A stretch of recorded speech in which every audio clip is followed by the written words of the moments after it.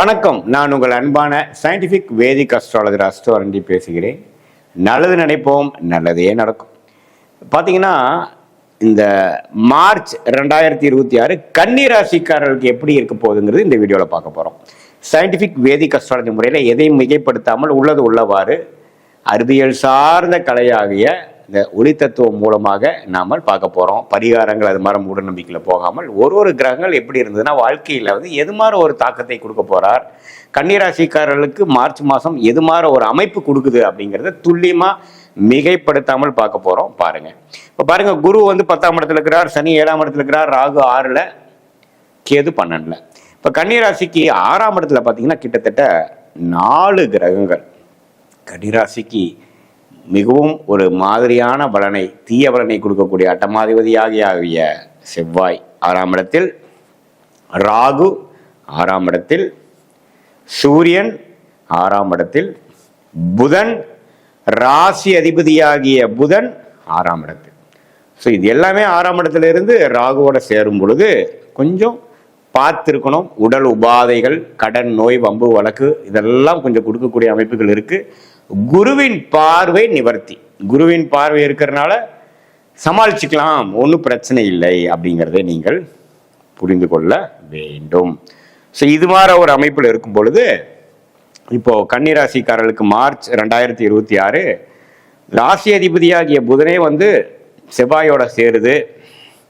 இல்லை, ராசி அதிபதியாகிய புதன் கிட்டத்தட்ட ஓரளவுக்கு தள்ளி இருந்தாலும் சூரியன் ராகுவோட சேர்ற கிரகண விஷயங்கள் கொஞ்சம் ஒரு மாதிரியான ஒரு அமைப்பை கொடுக்குறார். ஸோ அதனால கொஞ்சம் கடன் விஷயங்கள், பண விஷயங்கள், இது மாதிரி விஷயத்துல எல்லாம் கொஞ்சம் கேர்ஃபுல்லாக இருக்கணும். குடுக்கல் வாங்கல், வெளிநாடு விஷயங்கள் எல்லாம் கொஞ்சம் பார்த்துக்கணும். மற்றபடி ராஜோகாதிபதி 7ஆம் இடத்துல உச்சம் பெறுவது அருமை.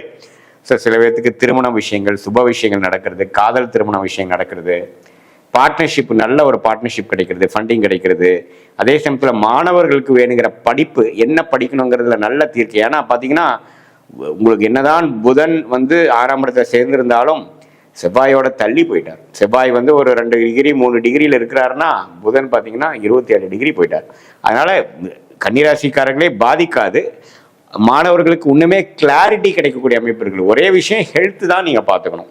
ஸோ புதன் குருவின் பார்வையில் இருக்கிறதுனால நல்ல படிப்பில் கிளாரிட்டி, நல்ல மெமரி பவர், என்ன படிக்கணும், ஹையர் ஸ்டடீஸ் என்ன, எல்லாத்துலேயும் நல்லா வரும். ஐடி துறை, ஆர்டிஃபிஷியல் இன்டெலிஜென்ஸ், இந்த மாதிரி லேட்டஸ்ட் டெக்னாலஜியில் இருக்கிறவங்களுக்குலாம் நல்ல உயர்வை கொடுக்கக்கூடிய ஒரு அமைப்பு இருக்குது. ராஜோகாதிபதியாகிய சுக்கிரன் உச்சம் பெறுகிறார் மாதம் முதல்லையே. ஸோ இது பார்த்தீங்கன்னா மார்ச் 15 அப்புறம் சூரியனும் பார்த்தீங்கன்னா 7ஆம் இடத்துல போகிறது நல்லது. ஆனால் சனியோட சேர்றாரு. ஸோ சில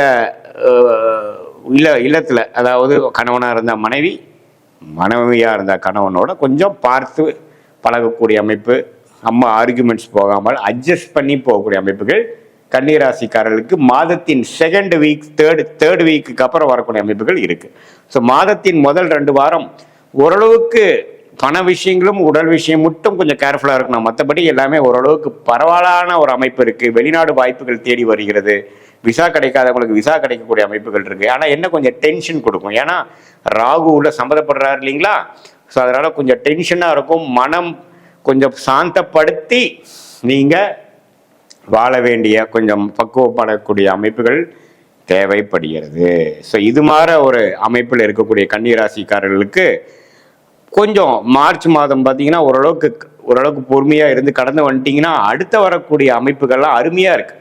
ஏன்னா புதன் 10க்கு போகிறார், ராஜோகாதிபதியோட சேர்றார், அருமையான அமைப்புகள்லாம் இருக்குது, நல்ல முன்னேற்றங்கள் இருக்குது. ஏன்னா புதன் பார்த்தீங்கன்னா ராஜோகாதிபதியோடையே சம்மந்தப்பட்டு தான் இருக்கிறார் மார்ச் மாதம் முழுவதும். ஸோ இந்த 2026 நீங்கள் என்னென்ன பண்ணணும்னு நினைக்கிறீங்களோ, வெளிநாடு விஷயங்கள், வேலை மாற்றங்கள், அரசு உத்தியோகம் விஷயங்கள், காம்படிட்டிவ் எக்ஸாம்ஸ் கிளியர் பண்ணுறது, கல்யாண விஷயங்கள் எல்லாமே அடுத்தடுத்து பண்ணக்கூடிய விஷயத்துக்கு பிளானிங் கிடைக்கக்கூடிய ஒரு ஃபவுண்டேஷனான ஒரு மாதமாக கன்னிராசிக்காரர்களுக்கு மார்ச் 2026 அமையுது. ஏன்னு கேட்டிங்கன்னா ராஜ யோகாதிபதியாகிய சுக்கிரனோட, அது உச்சம் பெறக்கூடிய சுக்கிரனோட மார்ச் 1ஆம் தேதிக்குள்ளிருந்தே ராசி அதிபதியாகிய புதன் சேருகிறார். அது ஒரு நல்ல அமைப்பு. பட் மாதம் போக போக சனியோடையும் சேரக்கூடிய அமைப்புகள் இருக்கிறப்போ கொஞ்சம் டல் ஆகும். பட் இருந்தாலும் சில விஷயங்கள் உங்களுக்கு பாசிட்டிவாக நடந்து 10 விஷயத்தில் 5 விஷயம் நடந்து அதுவே வாழ்க்கையில் அடுத்து வரக்கூடிய ஒரு வெற்றி பெறுவதற்கு வேணுங்கிற ஒரு ஃபவுண்டேஷனை கொடுக்கக்கூடிய ஒரு அடித்தளத்தை ஃபார்ம் பண்ணி கொடுக்கக்கூடிய ஒரு அற்புதமான ஒரு மாதமாக மார்ச் 2026 கன்னிராசிக்காரர்களுக்கு உண்டு.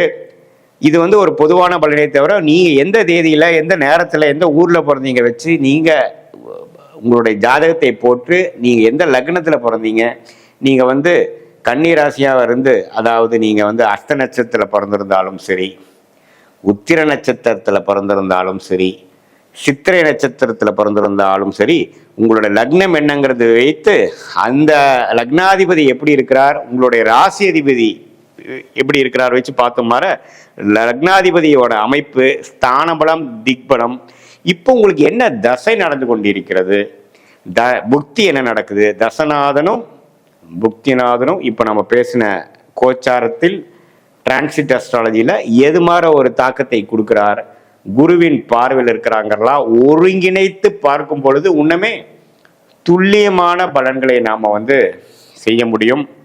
அது மூலமாக நீங்கள் என்ன பலன் வருதோ அதுக்கு தகுந்த மாதிரி உங்களுடைய வாழ்க்கை திட்டங்களை தீட்டி தேவையற்ற முயற்சிகளை தவிர்த்து எந்த திசையில், எந்த டைரக்ஷனில் நம்ம போனோம்னா நமக்கு விடிவு காலம் இருக்குது அப்படிங்கிறதை உணர்ந்து அந்த கர்மாவை தெரிந்து, அந்த பிராப்தத்தை தெரிந்து, இந்த சயின்டிஃபிக் வேதிக் அஸ்ட்ராலஜி முறை மூலமாக ஓரளவுக்கு கிளாரிட்டி கெற்று அதுக்கு தகுந்தமான முயற்சிகளை கரெக்டான நேரத்தில் சரியான அமைப்பில் நம்ம செய்யும் பொழுது தேவையற்ற பண விரயங்கள், தேவையற்ற சமய விரயங்களை தவிர்த்து எதிர்நீச்சல் போடாமல் எளிதில் நம்மளுடைய தகுதி என்ன, நம்மளுடைய பொட்டன்ஷியல் என்ன, நம்ம எந்த அளவுக்கு வாழ்க்கையில் மேலே வரக்கூடிய அமைப்புக்கு நம்ம ஜாதகம் இருக்கோ அதை ஓரளவுக்கு இரட்டிப்பாக்கி டைமிங் கரெக்டாக நம்ம செய்து அது வரைக்கும் அந்த காரியங்கள் கைகூடுற வரைக்கும் பொறுமையாக இருந்து மனம்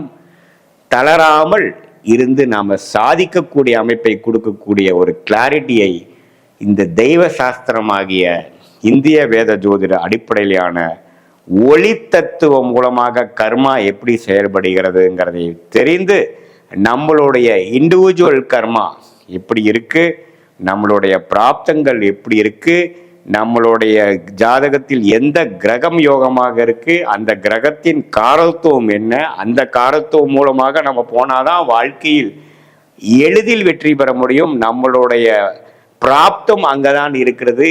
எந்த ரிசல்ட் அதிகமாக நமக்கு எதில் கிடைக்கும், எந்த மாதிரி துறையில் போனோம்னா நமக்கு ஈஸியாக எளிதில் வாழ்க்கையில் வெற்றி பெற முடியும், எதிர்நீச்சல் போட வேண்டியதில்லை, எந்த மாதிரி துறை, எது மாதிரி படிப்பு, எது மாதிரி அமைப்பு நமக்கு ஜாதகத்துக்கு செட் ஆகாது அப்படிங்கிற விஷயங்கள்லாம் மிகைப்படுத்தாமல் பொறுமையாக துல்லியமாக நாம் சயின்டிஃபிக் வேதிக் அஸ்ட்ராலஜியில் பார்க்கும் பொழுது கண்டிப்பாக வாழ்க்கையில் எளிதில் வெற்றி பெற முடியும் என்று சொல்ல விரும்புகிறேன்.